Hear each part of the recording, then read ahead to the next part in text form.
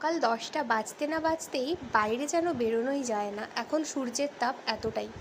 আজ বাস অন্য দিনের থেকে অনেকটা ফাঁকা ছিল, তাই অনেক লেট করছিল ছাড়তে। এই কিউট বাচ্চাটা না রোজ নানা রকম পোজ দিয়ে শুয়ে থাকে আমি যখনই অফিসে যাই, অফিসের পার্কিংয়ে। যাই হোক, অফিসে গিয়ে আমি আজকে পরোটা আলু ভাজা খেয়ে নিলাম। বাড়ি থেকে নিয়ে গেছিলাম এটা বানিয়ে, এটা কেনা না।